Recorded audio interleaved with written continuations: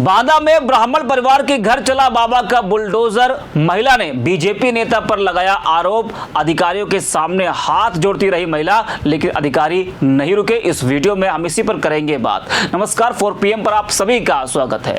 खबर की शुरुआत मशहूर और मरहूम शायर राहत इंदौरी साहब के इस शेर के साथ की लगेगी आग तो आएंगे घर कई जद में।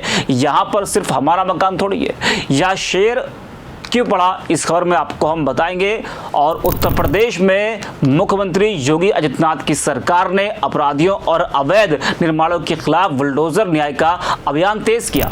इसमें कई ऐसे मामले शामिल हैं जहां आंदोलनों, सांप्रदायिक हिंसा, आरोपितों या सरकारी जमीनों पर कब्जेदारों के घरों पर बुलडोजर चला, कभी अदालत के आदेशों के बिना भी।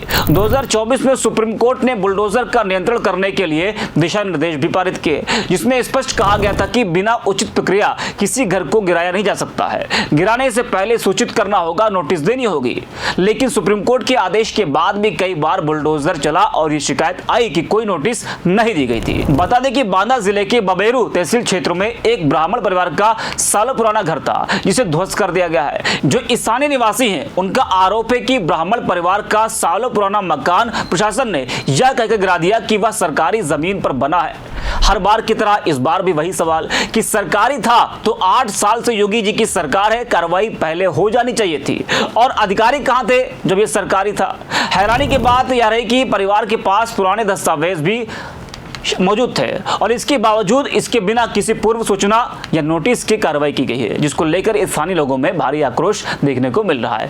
जो पीड़ित महिला है वो कह रही कि बिना नोटिस दिए बुलडोजर चलाया गया। महिला कह रही कि हमने अधिकारियों से कहा कि हमारे घर पर कोई नहीं है, ससुर को दिखाई नहीं देता है। महिला ने कहा कि जब हमने अधिकारियों से कहा कि ऐसा मत कीजिए तो पुलिस वालों ने कहा कि हमें ऊपर से आदेश है। सुनील पटेल सिंह का जो बीजेपी जिला पंचायत के अध्यक्ष है, उन्होंने कहा गिरा दीजिए। हालांकि ये महिला के आरोप है, जांच होनी चाहिए। क्या कुछ कहा है महिला ने, वो भी आप सुनिए। क्या है कि आप कारण ये है कि हमारे घर सुनील पटेल हमसे जेलस करता है। बस तो इसको आपने कहीं लिख करके दिया, आपने सुनील पटेल आपसे विवाद करते हैं। अभी तक हम लोग नहीं आए थे, हमारे घर के लोग लड़ते थे, जेंट्स लड़ते थे। अब मजबूरी जब आप बुलडोजर चलवा रहे हैं तो हमें मजबूरी में आना पड़ा सामने। नहीं, हमारे घर की महिलाओं का ये नहीं है कि हम लोग बाहर निकले। अब जब वो सुनील पटेल अपनी हद से ज्यादा पार हो गए हैं तो हमें मजबूरी में आना पड़ा है।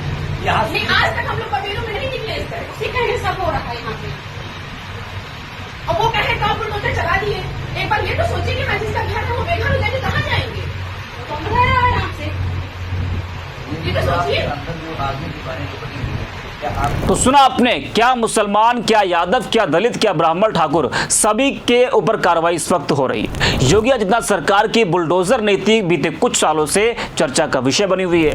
पहले इसे माफिया और अवैध निर्माण के खिलाफ कार्रवाई के रूप में प्रस्तुत किया गया, लेकिन समय के साथ इस नीति को लेकर कई सवाल उठने लगे। सरकार के आलोचकों ने आरोप लगाया कि यह नीति एक तरफा है और विशेष समुदायों जैसे कि मुसलमानों और यादवों को निशाना बनाया जा रहा है। हालांकि हाल की कुछ घटनाओं ने इस धारणा को चुनौती भी दी। कई घटनाओं में देखा गया कि सरकार की इस सख्त नीति की जद में कुछ ब्राह्मण और ठाकुर समुदाय के लोग भी आए। जी हाँ, इससे उन समुदायों में नाराजगी स्पष्ट दिखाई दी। और अब बांदा में ब्राह्मण परिवार के घर पर चला है बुलडोजर, तो ये नाराजगी कितनी बढ़ती है ये देखने वाली बात होगी और इसकी जांच होनी चाहिए कि आखिरकार सच्चाई क्या है। तो इस वीडियो में इतना ही। आप देखते रहिए 4 PM।